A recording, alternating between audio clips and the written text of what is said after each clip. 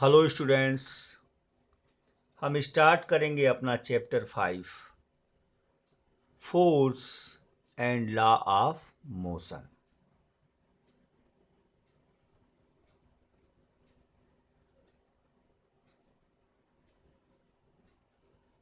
Force and law of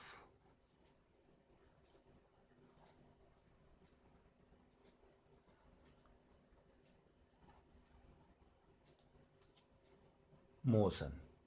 students, इस chapter में हम लोग फोर्स और उसके इफेक्ट्स, साथ साथ न्यूटन्स के different laws of motion, momentum, impulse, इन सब का डिटेल डिस्कशन करेंगे। Without doing any type of leg, first of all, we shall discuss about force. Force क्या है? Force is an agent or force is a push or pull which produces or tend to produce, stops or tend to stop the motion of the body. Means definition क्या हो गई? Force is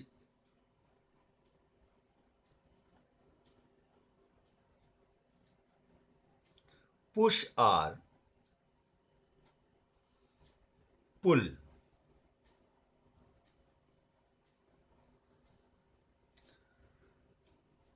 which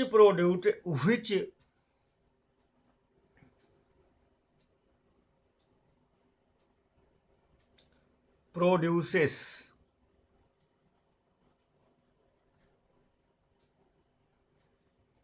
or tend to produce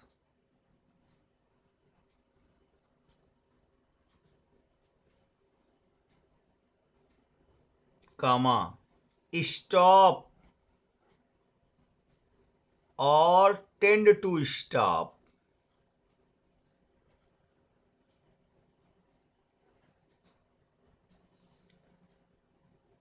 motion in a body.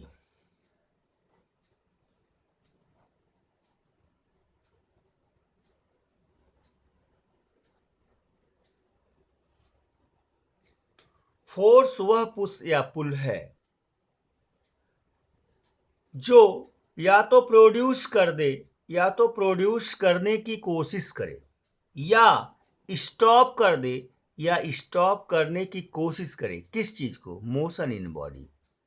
वह push और पुल जो किसी body में motion को create करे या मूविंग बॉडी को स्टॉप करे या स्टॉप करने की कोशिश करे, उसे क्या कहते हैं? फोर्स कहते हैं। यह एक वेक्टर क्वांटिटी है। कैसी क्वांटिटी है? वेक्टर क्वांटिटी है। और एसआई यूनिट न्यूटन है। Force is a vector quantity, it's SI unit is Newton.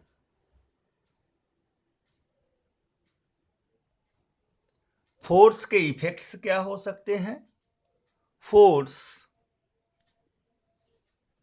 किसी बॉडी के रेस्ट और मोशन के पोजीशन को चेंज कर सकता है या ट्राई टू चेंज करने की कोशिश कर सकता है। फोर्स किसी बॉडी के शेप या साइज को चेंज कर सकता है। यानी बॉडी मूविंग है तो उसे स्टॉप कर सकता है या स्टॉप करने की कोशिश कर सकता है। बॉडी रेस्ट में है तो उसे मोशन में ला सकता है या मोशन में लाने का कोशिश कर सकता है या उसके शेप और साइज को चेंज कर सकता है। These are the main effects of the force. अब Newton's law of motion.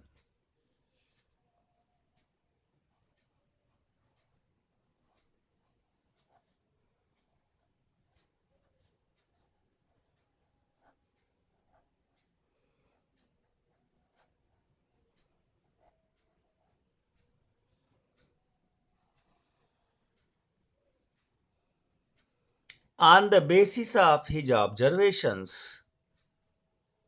Newton has given 3 laws regarding to motion. अपने ऑब्जर्वेशंस के आधार पर न्यूटन ने मोशन से रिगार्डिंग कुल 3 नियम दिया।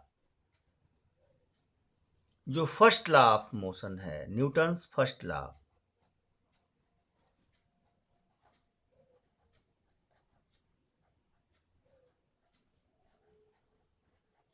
जिसे लॉ ऑफ इनर्शिया भी कहते हैं, फर्स्ट लॉ को ही लॉ ऑफ इनर्शिया भी कहते हैं। इस लॉ के रिगार्डिंग यह लॉ क्या कहता है? According to this law, if any body is in rest, that will remain in rest, or if a body is in motion, that will be remain in motion if any external force is not applied on the body. अगर कोई वस्तु rest में है तो वह rest में ही रहेगी। अगर यूनिफॉर्म मोशन में मूव कर रही है तो मूव ही करेगी जब तक उस पर कोई एक्सटर्नल फोर्स अप्लाई ना किया जाए। This law is called law of inertia. Inertia क्या है? The intrinsic property of body. Intrinsic माने अंतर्निहित, आंतरिक। The intrinsic property of body due to which it cannot change its position of rest or motion itself. किसी भी वस्तु का वह अंतर्निहित गुण, इंट्रिंसिक माने अंतर्निहित, अंतर्निहित गुण जिसके नाते वह स्वयं से अपने रेस्ट या यूनिफॉर्म मोशन की पोजीशन में कोई चेंज ना कर सके, that property is called inertia. अब इनर्शिया कितने प्रकार की होती है? 3 प्रकार की होती है बच्चों। Inertia of rest, inertia of motion और इनर्शिया ऑफ डायरेक्शन। पहला, 3 प्रकार की इनर्शिया होगी। Inertia of rest, inertia of motion and inertia of direction. Inertia of rest क्या है? The resistance of body to change its state of rest is called inertia of rest. Resistance माने विरोध। किसी body द्वारा अपने rest position में होने वाले परिवर्तन का विरोध करना ही इनर्शिया ऑफ रेस्ट कहलाता है। जैसे कोई बॉडी रुकी है तो रुकी ही रहेगी, चलना नहीं चाहेगी वो। अगर आप उसे चलाना चाहेंगे उसका वो विरोध करेगी। इसी विरोध की टेंडेंसी को इनर्शिया आप क्या कहते हैं? रेस्ट कहते हैं। एग्जाम्पल इसका क्या है? Example, when train suddenly start, जब ट्रेन अचानक चालू होती है, the passenger sitting inside tends to fall backward, उसमें बैठे यात्री पीछे की ओर गिर जाते हैं। ट्रेन हो, बस हो या कोई भी बाइक हो, आप बैठे हो, अचानक चालू हो जाता है तो पीछे की ओर आप गिरते हैं। कारण क्या है? The lower part of the body, आपके कमर और उसके नीचे का पार्ट, लोअर लिम्ब आपका जो है, वह सीट के साथ अटैच्ड होता है। वह जब गाड़ी मोशन में आती है तो उसके साथ मूविंग हो जाता है, जबकि कमर के ऊपर का जो पार्ट है आपके, अपर लिम्ब जिसे बोलेंगे आप, वह इनर्शिया ऑफ रेस्ट के कारण रेस्ट में ही रहना चाहता है। इस तरह से आपका लोअर पोर्शन आगे निकल जाता है, अपर पोर्शन पीछे रहने के नाते आप बैकवर्ड डायरेक्शन में गिर जाते हैं। कुछ एग्जाम्पल हैं, एक एग्जाम्पल तो मैंने बता दिया आपको। दूसरा,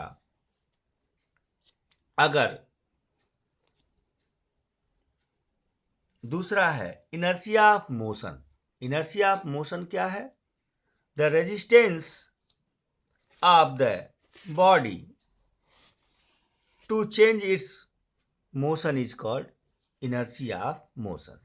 किसी बॉडी का वह गुण, वह विरोध जिसके कारण अपने मोशन में होने वाले परिवर्तन को वह एक्सेप्ट ना करे या मोशन में परिवर्तन का विरोध करे, इसी को इनर्शिया ऑफ मोशन कहेंगे। और inertia of direction, the resistance of body to change its direction of motion is called inertia of direction. अगर किसी एक डायरेक्शन में बॉडी मूव कर रही है, उसके डायरेक्शन को आप चेंज करना चाहेंगे तो वह उसका क्या करेगी? विरोध करेगी। एग्जाम्पल, अगर आप किसी बस में गाड़ी में सफ़र कर रहे हैं और अचानक किसी टर्न पे गाड़ी मूव करती है तो आप टर्न के अपोजिट डायरेक्शन में गिर जाते हैं। इनर्शिया ऑफ डायरेक्शन हो गया। इनर्शिया ऑफ मोशन का एग्जाम्पल, चलती हुई गाड़ी में अचानक ब्रेक लगने पर आप फॉरवर्ड डायरेक्शन में गिर जाते हैं। कारण क्या है? गाड़ी के अचानक रुकने से बॉडी का जो लोअर लिम्ब है, जो गाड़ी के साथ अटैच्ड है, वह तुरंत रुक जाता है और पैसेंजर का अपर लिम्ब जो होता है, कमर के ऊपर का भाग, वह इनर्शिया ऑफ मोशन के कारण मोशन में ही रहता है और पैसेंजर फॉरवर्ड गिर जाता है। इस तरह से कुछ एग्जाम्पल्स भी हैं और एग्जाम्पल्स हैं बच्चों, इन्हें देखिएगा, पढ़िएगा। ये इनर्शिया ऑफ रेस्ट मोशन और direction. Clear students? Linear momentum.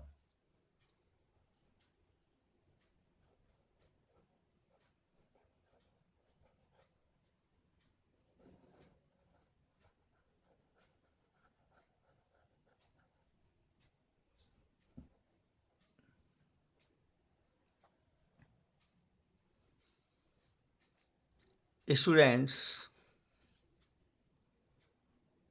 जरा गौर करें, अगर हम बंदूक की किसी गोली को, गन की बुलेट को हाथ में लेकर किसी एनिमल या पर्सन पे थ्रो करें, फेंकें, तो क्या वह उसे जान से मार देगी? नहीं। अगर उसी बुलेट को गन में रख के फायर कर दें तो परहैप्स वह उस एनिमल का जान ले लेगी। फिर क्या ऐसा हो गया, सेम बुलेट थी, आपने फेंक के मारा, प्राण बच गए, गन से फायर किया, प्राण ले लिया। तो सारा सवाल किसका था? गन ने क्या दिया उसे? हायर वेलोसिटी दिया, हायर स्पीड दिया,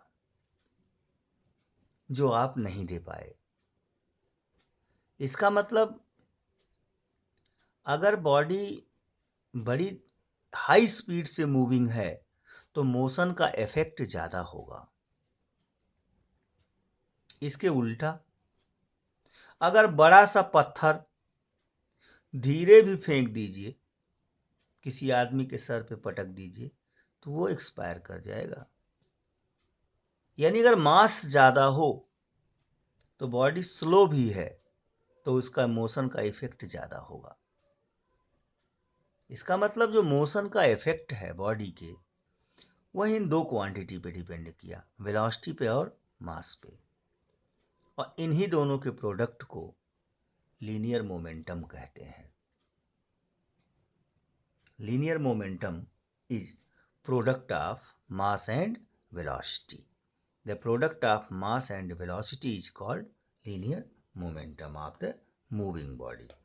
If a body of mass m is moving with velocity v, then its linear momentum p equal to mass into velocity. Linear momentum is a vector quantity, क्योंकि मास तो scalar है जबकि velocity vector quantity है। तो linear momentum is a vector quantity. It's SI unit is mass की unit, it is a vector quantity.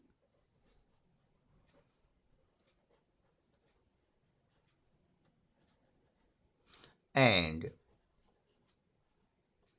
its SI unit is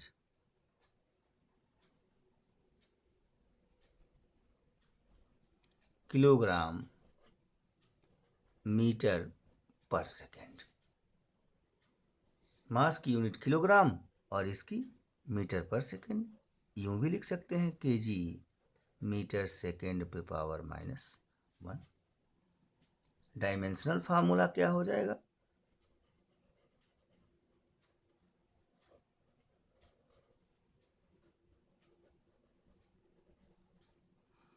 m LT to the power -1। Linear momentum is a vector quantity and its SI unit is kilogram meter per second or dimensional formula is mLT to the power -1। अब अगर हम graph plot करें,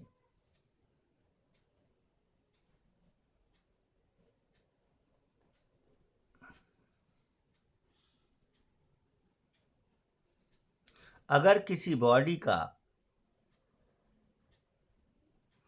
mass constant हो और linear momentum p और velocity v के बीच में graph plot करें तो एक स्ट्रेट लाइन फाइंड होगा। m is constant, then p is directly proportional to v। अगर मास कांस्टेंट हो तो p is directly proportional to v, p v के डायरेक्ट प्रोपोर्शन में हो जाएगा। दूसरी केस में अगर हम मोमेंटम और मास के बीच ग्राफ प्लॉट करें, वेलोसिटी कांस्टेंट कर दें, v बराबर कांस्टेंट और मोमेंटम और मास में इस प्रकार का ग्राफ फाइंड होगा, स्ट्रेट लाइन, यानी p is directly proportional to m हो जाएगा। लेकिन अगर p को कांस्टेंट कर दें, v और m में हम ग्राफ फाइंड करें, वेलोसिटी और मास में और मोमेंटम को कांस्टेंट कर दें स्टूडेंट्स, तो इस प्रकार का कर्व फाइंड होगा। जबकि क्या हो, p कांस्टेंट हो। अगर मोमेंटम ना चेंज किया जाए तो मास बढ़ाने पे वेलोसिटी घटेगी और मास घटाने पे वेलोसिटी क्या होगी बेटा, बढ़ेगी। इस तरह से आपने लीनियर मोमेंटम को देखा, उसके वेरिएशन को स्टडी किया। Newton second law of motion. Newton के फर्स्ट लॉ के डिस्कशन के बाद अब हम न्यूटन के सेकेंड लॉ ऑफ मोशन का डिस्कशन करेंगे students. According to this law, the rate of change of linear momentum of body with time is directly proportional to the net external force applied on it, and this change takes place in the direction of applied force। इस नियम के अनुसार किसी भी body के momentum के change का जो रेट है टाइम के रिस्पेक्ट में, वह उस पर अप्लाइड फोर्स के डायरेक्ट प्रोपोर्शन में होता है। अर्थात ज़्यादा फोर्स लगाएंगे तो ज़्यादा चेंजिंग होगा मोमेंटम में, कम फोर्स लगाएंगे तो कम चेंजिंग होगा। यानी applied force is directly proportional to the time rate of change of linear momentum. If a body of mass m with moving with velocity v, then for small change in momentum dp in small interval of time dt, the applied force F is directly proportional to dp upon dt.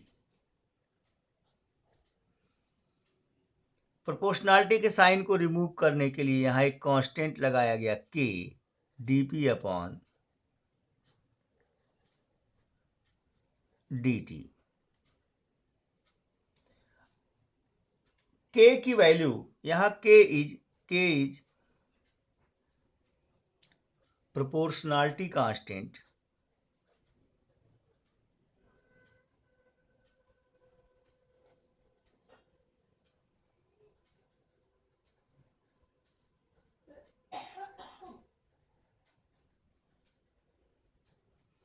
जिसकी value depends upon whose value is depends upon the units chosen of force and momentum in SI unit.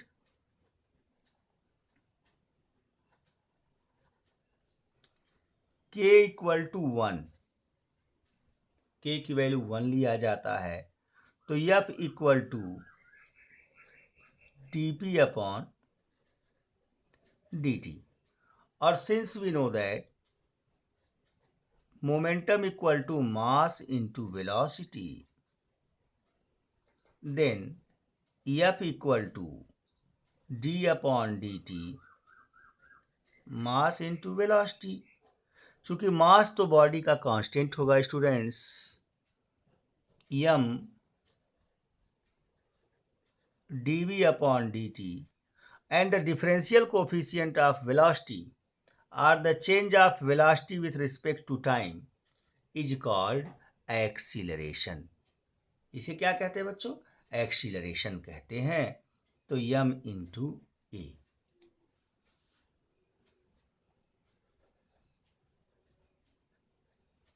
यानी force equal to mass into acceleration, यानी the applied force is equal to product of mass and acceleration. This is the Newton's second law, students.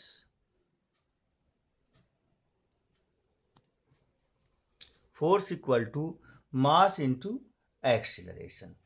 This implies that force is directly proportional to A or A is directly proportional to force. Students, अगर here you seen that dp upon dt equal to f, if f equal to 0, अगर force को शून्य कर दिया जाए then p equal to mv equal to constant हो जाएगा. इस डिस्कशन से if dp upon dt equal to force equal to 0, force 0 कर दिया जाए तो p कांस्टेंट हो जाएगा. जो मोमेंटम है, चेंज इन मोमेंटम या momentum mass into velocity constant हो जाएगा. अर्थात अगर बॉडी पर अप्लाइड नेट फोर्स शून्य हो जाए तो बॉडी के मोमेंटम में कोई चेंज नहीं होगा. अगर रेस्ट में है बॉडी तो रेस्ट में ही रहेगी और मोशन में है तो मोशन में रहेगी, which is Newton's first law of motion. इस तरह से न्यूटन का फर्स्ट लॉ सेकेंड लॉ में ही अंतर्निहित है, लगा हुआ है, जुड़ा है. स्टूडेंट्स, इसी फार्मूले के आधार पर फोर्स की यूनिट न्यूटन लिखी गई है, मास की यूनिट किलोग्राम और एक्सीलरेशन की मीटर पर सेकेंड स्क्वायर, किलोग्राम मीटर पर second square, which is called newton. 1 newton equal to kilogram metre पर सेकेंड स्क्वायर. इसी से डेफिनेशन दिया गया है कि द 1 न्यूटन फोर्स, अगर 1 न्यूटन डिफाइन करना है तो 1 newton force is a amount of force which required to produce an acceleration of 1 metre पर second square in a body of mass 1 kg। 1 kg के मास की बॉडी में 1 न्यूटन का force 1 metre पर सेकेंड स्क्वायर का एक्सीलरेशन प्रोड्यूस करने के लिए जितने फोर्स की आवश्यकता हो उसे 1 न्यूटन कहते हैं। स्टूडेंट्स, इस प्रकार से आपने Newton's first law, Newton second law की स्टडी कर लिया। अब न्यूटन्स थर्ड लॉ और उसके तरह तरह के डिस्कशंस को हम नेक्स्ट वीडियो में पढ़ेंगे। Okay students.